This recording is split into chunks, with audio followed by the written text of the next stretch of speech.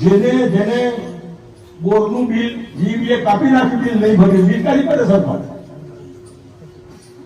એનું સૂચન કે આવું કાઢી નાખવાના બિલ વાળું એક સામાન્ય સરપંચે કરીને રજૂઆત ત્યાં ત્યાં કાઢી નાખ. ગુજરાતમાં કોઈ સરપંચ બિલ નહીં ભરે, વોટર બસ કનેક્શન ફ્રી ભરે. આજે શું છે મને ખબર નથી. આ તો ભરી લાવો તો આપણે કાઢી નાખીએ. આ સામાન્ય છે. તમે આ દાખલા તરીકે આ દારૂ હું પોતે વિરોધી છું. મારા કોઈ જમાઈ કે બનેવી કે ગેટ આઉટ છે મારા ઘરમાં નહીં, આટલો હું વિરોધી છું. પણ હાલ જે ચાલુ છે એનો વિરોધી છું. હાલ જે બંધી છે ને એનો વિરોધી છું. લોકો હાવ નવસારી પી મરી ગયા. અમારા કુમારસિંહભાઈએ ભરૂચ જિલ્લામાં વિધવા બહેનોનું સંમેલન 10,000 બહેનો વિધવા 10,000 બહેનો 30 વર્ષથી નીચે ફરિયાદ કે અમારો એક પીર મરી ગયો, 2 છોકરા ક્યાં જવું, શું કરવું? એ ના માને એવું કરો ને પીતો એવું પીવડે મરી ન જાય. એક સામાન્ય બહેનોની આ વેદના અને એના માટે પોલીસને બુટ લે કરો 24 કલાક તૈયાર. પોલીસ ખાતે હતી આની પાછળ પડી જાય કે ના પકડો. હું આને સિસ્ટમેટિક બનાવવાનો મતલબ. આ સિસ્ટમેટિક વસ્તુ બને તો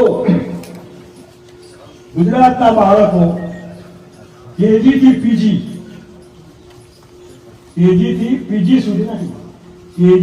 પીજી સુધી ફ્રી એજ્યુકેશન, MBBS, લો, BSc, MSc. મોટા ભાગે પ્રોબ્લેમ અત્યારે ફીનો હોય. નાના બાળકોની ફી આપણે લાખ રૂપિયા ફી, પ્રાઇવેટમાં તમે મૂકો તો લાખ રૂપિયા ફી, અને સરકારી બધી બંધ. સરકારી શાળાઓ એક શિક્ષક હોય ના હોય, શિક્ષકોની પડી જ નથી. પ્રાથમિક શાળામાં તો હાવ 8મા ધોરણમાં ખાડે જ ગયું છે. આ નાની વસ્તુ નથી. આ કેટલા લોકો પ્રાઇવેટમાં ભણાવશે તો સરકાર શેના માટે? શિક્ષકો મૂકો એની સુપરવિઝન તો કરો કે ભણાવે છે કે નહીં. એકમાત્ર નિર્ણય આ બદલાય તો ગુજરાતી પ્રજાને કેજી થી પીજી ફ્રી એજ્યુકેશન, દવાખાના, ડાક્ટર માણસને છીરે ને આપણા ગજવાઈ છીરે, ફ્રી મેડિકલ હેલ્થ ગમે તે હોસ્પિટલમાં, એજ્યુકેશન ગમે તે કોલેજમાં પ્રાઇવેટમાં પણ જ્યાં ભણતા હોય ત્યાં ભણાવો, ફી સરકાર આપશે. દવાખાનામાં ઝાડેસમાં જાઓ, જ્યાં જવું હોય તો તમે જાઓ, એની ફી સરકાર આપશે.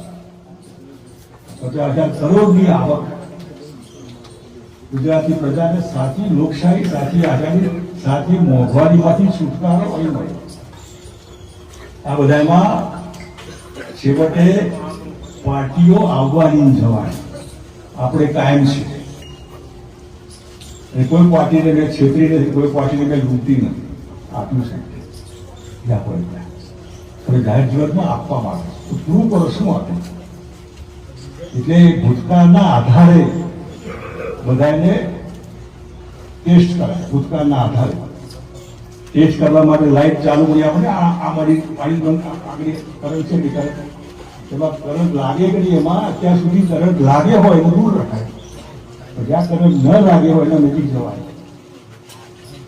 અને હવે મને કઈ રહી નથી ગયું, મને ભોગવવાનું રહી નથી ગયું. હું કઈ લેવા પડ્યો તો એવું નહીં, પણ માહિતી આવ્યું તો ના નથી પાડતા. વહીવટ કેવો હોય અહીં હોય કે બીજે, એનો અનુભવ પ્રજાને સીધો થાય. 12 મહિનાનો અનુભવ એમાં લાઇટ વાળું કાઢી નાખે, પેલું ઝંડી આગળ લાગે ને મંત્રી અંદર લહેરાય, ઝંડી લહેરાય. આજે પ્રજા છે કે થોડી વાર ગાડી રોકાય તો એ બધા બૂમો પાડે. અત્યારે તો મંત્રીઓની ગાડી પાપા કલાક અડધો કલાક લોકો રોકે ટ્રાફિક તો એ પ્રજાને હેરાન નહીં કરો. તમે VIP છો, પ્રજાને હેરાનગતિ કરવા માટે નહીં. તમારી સગવડ માટે તમને રોકો 2 મિનિટમાં, પણ 12 મિનિટ માટે નહીં. તમે જાઓ, તમને કોણ મારી નાખે? પબ્લિક લાઈફમાં કોણ મારી નાખે છે? એવું તમે શું પાપ કરો? લોકો તમને મારી નાખવા હોતા હોય. તમને મારી નાખવાનું કારણ શું હોય? હું એવું પાપ કરું, ખોટું એવું કર્યું જેથી કરી આપણે ગુજરાતમાં ખરેખર 30 વર્ષમાં તો એટલા બધા સરસ કામ થયા હોય, જેમાં અત્યારે આ જે લૂંટ ચાલે છે ને, કરપ્શન ચાલે છે, કરપ્શન માટે કાયદા કડક હોય, કાઢી નાખો જેમાંથી કરપ્શન થતું હોય. તમે માલિક છો સરકારના. એ દાખલો મેં તમને આપ્યો. નવી જૂની શરત એને અત્યારે એને કરાવવામાં